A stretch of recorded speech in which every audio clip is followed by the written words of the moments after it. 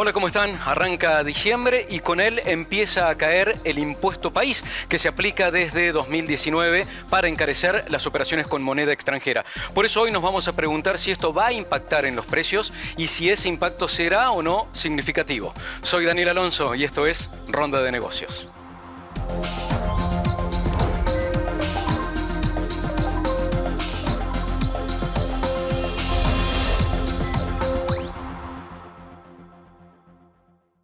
Vendé y cobrá todo taca taca y aceptás todas las tarjetas de todos los bancos. Llegó la nueva app de La Voz. Accede directo desde tu móvil a toda la información. Recibí alertas sobre los temas de tu interés y guarda los contenidos que necesites consultar más tarde. Descargala desde App Store y Google Play. Siempre conectados con La Voz. Muy bien, ya estamos en la ronda. Cecilia, Jorge, muchísimas gracias por acompañarnos. Cecilia, arranco contigo, sobre todo para pedirte un contexto. A ver, ¿cómo ha sido la película de este año a nivel importaciones? ¿Qué está pasando en esta ventana del año y qué más o menos se espera para el año próximo? Bueno, ha sido un año raro porque arrancamos con muchos cambios a principio de año y mucho miedo en los importadores. Veníamos de casi la imposibilidad total de importar debido a las famosas IMIs y las licencias no automáticas. Y bueno, hubo un barrido de normativa que permitió la posibilidad de importar, pero bueno, había que tener los dólares para poder hacer la importación. O sea, había dos cosas. Por un lado, mucha burocracia. Se fue simplificando, pero había que conseguir los dólares también. Había que conseguir los dólares. Y había que curar la deuda vieja, además. Exactamente. ¿No? Y también había mucho sobrestock de algunas empresas que las pocas que podían importar, importaban al máximo. Por lo cual no se vio un aumento de las importaciones en el primer semestre. En el segundo creo que sí, que empezó a repuntar. Hay muchísimas consultas, hay muchos importadores interesados en productos nuevos que no se ven en el mercado, pero todavía hay un poco de miedo. Todavía hay miedo. Todavía hay miedo de qué pasará, sobre todo por la evolución de la política cambiaria. ¿A cuánto vamos a poder importar? O luego reponer esos mismos productos. Ya nos vamos a meter más en profundidad sobre eso. Al fin y al cabo todo el mundo habla del dólar, si está o no atrasado y qué va a pasar finalmente con eso. Pero Jorge, nuestro foco también tiene que ver con el impuesto país, ¿sí? A ver, se supone que ya empieza a regir un desarme de ese impuesto que definitivamente va a ocurrir a finales de este mes, pero eso ya está impactando en los precios, sobre todo en sectores sensibles como el de tecnología, informática, computación. Sí, ya está impactando. Lo que pasa es que el impuesto país va al momento en que vos pagás al exterior. Y el pago se hace 30 días después de que vos nacionalizás la mercadería. 30 días después. 30 días después. Cuando nacionalizás, pagás el anticipo. Entonces, como todo lo que ya estamos recibiendo se paga en enero, ya no nos están cobrando el anticipo. Entonces, nosotros ya estamos recibiendo mercadería sin el impuesto país desde últimos días de noviembre. ¿Y eso ya se traslada a precios? Ya se traslada a precios. ¿Y se traslada en toda su magnitud? Es decir, el desarme de lo que quedaba de alícuota de 7,5%, ¿es lo que implica una reducción en el precio final del producto? Sí, si el producto es 100% importado, debería impactar directamente el 7,5%. Va a depender de cada empresa porque también tiene un tema de qué stock tenían previo, que sí pagó impuesto país. Sí, claro. O si no tenían stock y cómo lo van mixeando para ir saneando esa mercadería. Eso por un lado, y por otro lado lo que ves combinado con productos nacionales o que tienen cierto costo local, la reducción no es directa porque baja una parte solamente la importada. Por eso puede ser como por ejemplo el caso de los autos.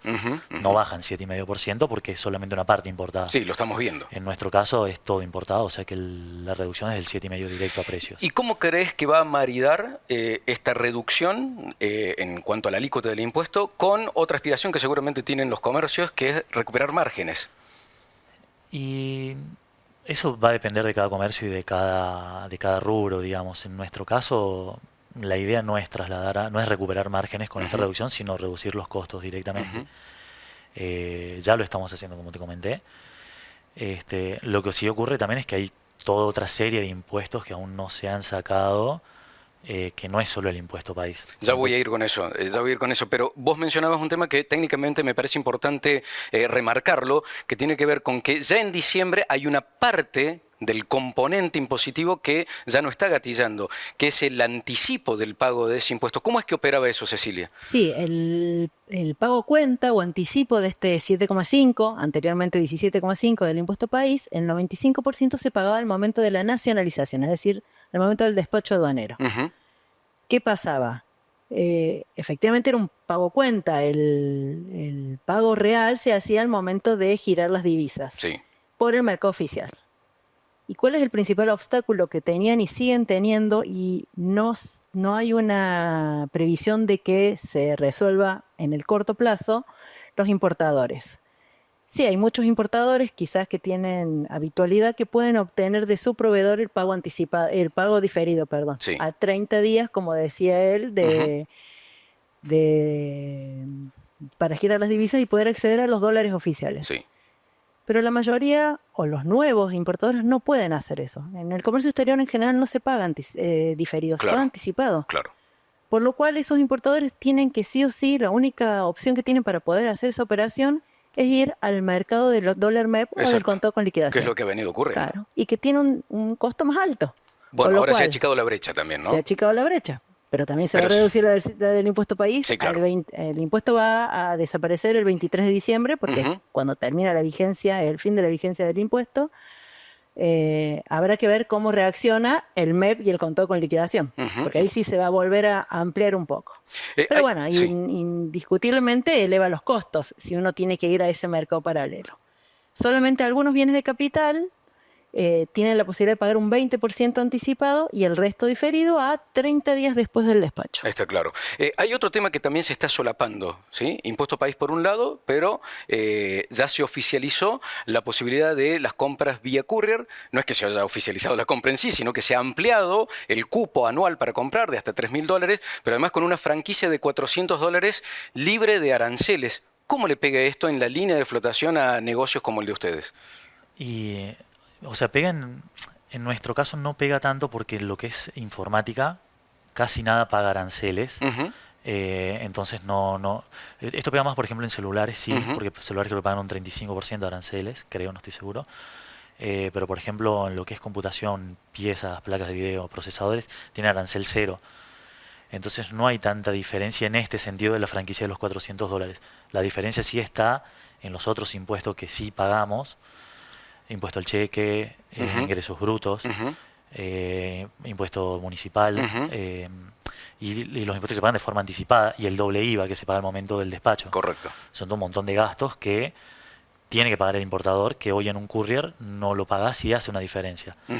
Estamos esperando a ver también cómo se resuelve esa parte para tener un juego equilibrado para todos, digamos. Bien, bien. Ya vamos a profundizar incluso sobre cómo es que pesan finalmente los impuestos en el precio final para los consumidores. Recién cuando arrancábamos mencionábamos el tema de importaciones. ¿Qué crees que pueda llegar a ocurrir ahora, en esta parte del año, pero de nuevo mirando hacia 2025, con una evolución de simplificación, ¿sí?, para poder acceder a esas importaciones, con tiempos que se van achicando para obtener los dólares finalmente, teniendo en cuenta de si hay sectores que están reaccionando mejor que otros, en importaciones particularmente, pero además con el telón de fondo de que si preveemos o esperamos la tan ansiada recuperación económica, va a venir también alimentado por importaciones para producir aquí en Argentina? Tal cual. Es indispensable la importación para la reactivación económica e incluso para la competitividad de las exportaciones. Nuestras empresas, al menos en Córdoba, la mayoría utiliza insumos importados temporalmente o definitivamente para agregarle valor y exportarlos, por lo cual si no bajamos los costos de importación y si no simplificamos este ingreso, estas empresas no van a tener competitividad para poder abrirse al mercado. Claro, lo cual es la palabra mágica hoy, ¿no? Competitividad. Decíamos recién de los impuestos. A ver, ¿cuánto pesa hoy los impuestos internos, ¿sí?, en un producto como de tecnología o producto de computación? Y tenés el 6% casi de ingresos brutos, tenés un 1% más de comercio e industria, que es el impuesto municipal, tenés el 1,2% de impuesto al cheque, después tenés un doble IVA que pagás, que es un anticipo en realidad, es un crédito fiscal, que lo pagás al momento de anticipo de ganancias, y bueno, y el ingresos brutos y todo esto lo pagás anticipadamente, antes de vender el producto, o sea, antes de vos cobrar por tu venta, ya estás pagando un impuesto anticipadamente. Bueno, y que eso también tiene un costo financiero. ¿Ese combo cuánto da? ¿Encarece un producto a consumidor final aquí de cuánto? ¿40%, 50%? Y te puede dar, sí, entre un 15 y un 20%. Entre un 15 y un 20%. Depende mucho del rubro, el tipo de IVA que pague el producto, pero sí, estimo entre un 15 y un 20%. La pregunta tiene que ver justamente con la anterior. Digo, ¿cómo planteaba, bueno, en el caso del sector de ustedes no tanto, respecto de los aranceles para algunos productos, pero en el desfase que se produce entre la posibilidad de traer un producto desde el exterior de manera individual, porque hay un tope obviamente en eso, con el precio que finalmente otro consumidor accede aquí en el mercado local? Este 15-20% que te digo es solo impuestos, sin contar el impuesto país que ahora se saca, que era aparte, que originalmente era un 17,5, quedó un 7,5, que es el que están sacando ahora. Y además tenés los derechos de importación o aranceles, que depende del rubro, que es lo que te comentaba, que en informática muy pocas cosas pagan. Por ejemplo, las no auditables lo pagan un 16%, celulares un 35%, y hablar textil y todo eso tiene todos derechos de importación, que es aparte de todo esto, que mencionamos antes. Está claro. Cecilia, para cerrar, hay mucho ruido en Brasil, ¿no? La devaluación por la falta de confianza en las medidas económicas del paquete fiscal que anunció el gobierno de Lula ha provocado que el real se devaluara. Eso contrasta con lo que pasa con el peso argentino, que está apreciado con un dólar prácticamente dormido. En tema de importaciones, ¿cómo crees que eso impacta? Porque puede eventualmente abrir una especie de incentivo a traer más productos, pero también genera la contracara de cómo vas a exportar esos productos que traes. Sí, indefectiblemente va a afectar esta diferencia de cambio. Habrá que ver cómo nosotros también nos ayornamos al dólar, pero bueno, Brasil siempre ha sido nuestro socio comercial por excelencia. Sí, claro. Incluso en las peores épocas, las importaciones de Brasil han sido principalmente las que nos alimentan a nosotros, por lo cual yo creo que va a haber un aumento tanto en las importaciones. Habrá que ver si esos costos van a ayudar a la competitividad para poder exportar a Brasil también y a otros países de la zona, y también teniendo en cuenta que al ser nuestros socios tenemos estos acuerdos de complementación no solamente con Brasil sino con América Latina en general, donde podemos tener algún tipo de beneficio competitivo, pero todo va a depender de cuánto tenemos el dólar. Básicamente, no sé qué más Sigue decir, siendo la misma pregunta. Es la misma pregunta. Desde que arrancó esta nueva gestión hasta ahora y sobre todo de cara a 2025. ¿Cuál será la política cambiaria? Y con el telón de fondo del cepo cambiario, sobre el cual todo el mundo está esperando de que en algún momento se levante. Cecilia, Jorge, muchísimas gracias por participar. No, gracias a vos, un gusto. Cerramos ahora y abrimos la mirada.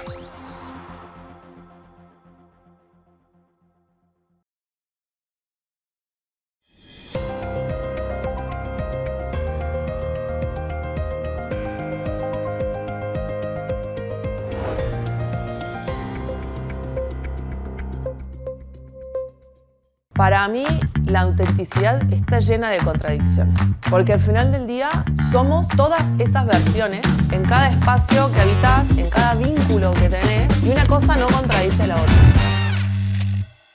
Hola, mi nombre es Consu Chassain, soy cofundadora y co-CEO de ForMe. ForMe es una plataforma de marketing digital, de marketing de influencers, donde conectamos creadores de contenido muy chiquitos con marcas muy grandes en toda Latinoamérica. Principalmente lo que buscamos es democratizar el marketing, revalorizando la autenticidad como un activo personal. Creo que como todo proyecto que uno le va a dedicar la vida, empieza por empatizar mucho con qué está pasando y con conectar desde ese lugar. Y en ese momento, nosotras somos dos socias mujeres, nos pasaba que trabajábamos en empresas grandes, trabajábamos con las compañías más grandes, sentíamos un montón de oportunidad de crecimiento y veníamos creciendo en nuestro trabajo, pero veíamos que había una gran desigualdad en cómo se sentía la mujer que trabajaba al final del día versus un hombre. Y la mujer siempre al final del día se sentía, aunque le haya ido bárbaro en el trabajo, aunque haya hecho una cantidad impresionante de cosas, se sentía frustrada. Sentía que no alcanzaba, se sentía poco reconocida. Y empezamos a profundizar mucho en qué pasaba ahí. Hicimos estudios con sociólogos, antropólogos, psicólogos y veíamos que la mujer se dedicaba muy poco tiempo para ella. Ese fue como el primer inicio. Después dijimos, no es que se dedica poco tiempo. El problema es que tenemos la culpa tan presente que no importa cuánto tiempo te dediques a balancear por ahí, no sé, momentos muy estresantes o de mucha demanda o de mucha actividad, sino que es algo que no se reconocía, ¿no? Estaba como mal visto. Si sos una mujer trabajadora, tenés que ser una topadora y tenés que de alguna manera seguir un poco este arquetipo más masculino de liderazgo y de crecimiento, que es pragmático, que es no me quejo, que es no lloro, que es no siempre puedo. Y ese fue el primer enfoque de mujer. Desarrollamos una aplicación que al final del día te acompañaba en tu desarrollo personal y era una aplicación que premiaba a las mujeres por dedicarse tiempo para ellas. ¿Y cómo las premiaba? Las mujeres creaban un desafío para un trabajo personal. Quiero descansar más, quiero aprender algo nuevo, quiero sentirme menos estresada, etc. Iban desarrollando actividades, la aplicación te iba acompañando y te iba recordando. Vos ibas midiendo tu avance de actividad con cómo te sentías.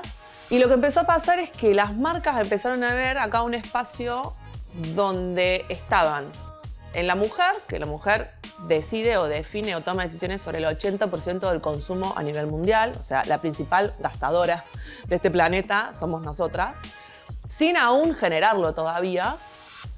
Y estaba en un espacio donde la mujer decía, ¿a qué se dedicaba? ¿Qué hacía?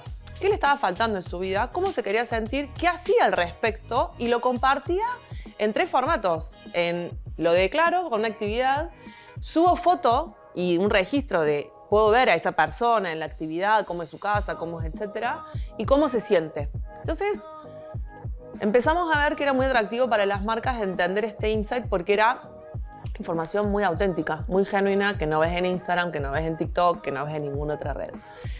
Y ahí empezamos a entender el valor de lo que después fue evolucionando, que se mantiene hoy, pero que abrimos no solamente a mujeres. ¿Por qué? Porque vimos que el valor está en la autenticidad, en mostrar lo que realmente te pasa, en contar quién realmente sos y hacer de eso un activo para vincularte con otros, para vincularte con las marcas.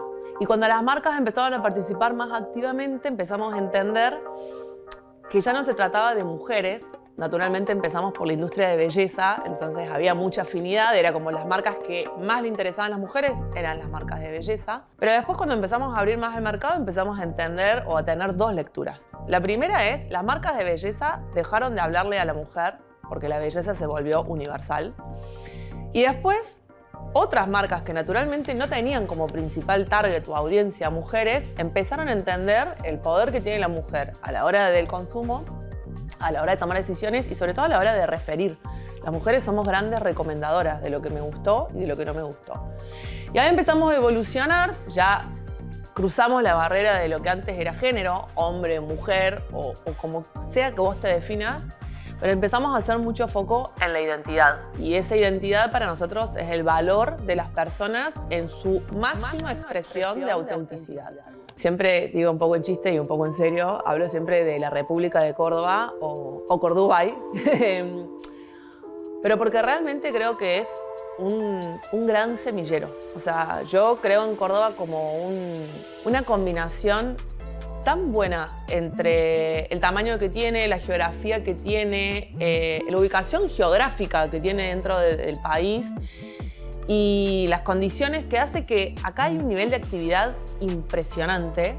Y cuando empezás a ver números, el otro día que estuvo el foro de inversores, no quiero pifiarle el número, después en todo caso lo chequeamos, pero el 35% de las nuevas compañías se generan en Córdoba, de todo el país.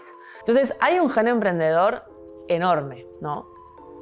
Después cuando veo, y acá sí me hago el apartado de decir, bueno, ¿qué pasa con las mujeres emprendiendo? Empezás a ver estadísticas que son un poco choqueantes. El otro día veía un estudio que dice que del 100% de fondos de Venture Capital, solo el 2% se invierte en mujeres, el 2%. Y en Latinoamérica ni siquiera llegó a Argentina y a Córdoba, pero el 0.6%, ¿no? Y después ves el otro lado que es las compañías lideradas por mujeres, sobre todo por emprendedoras, son 20% más rentables.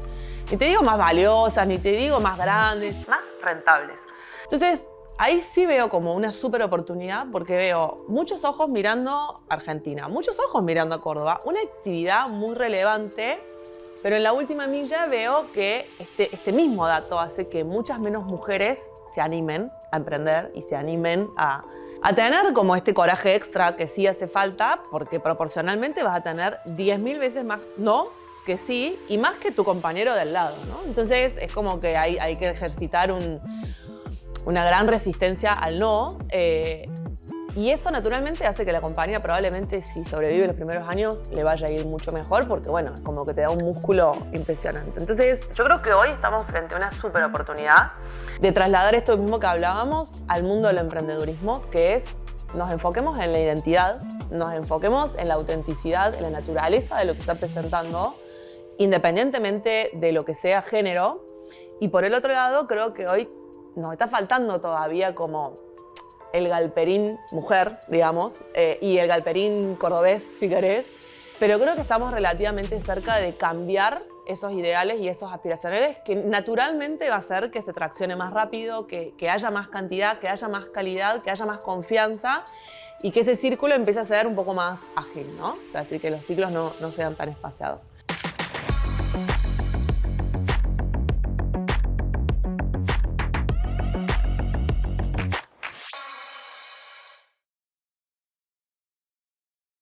Vendé y cobrá todo taca taca y aceptás todas las tarjetas de todos los bancos.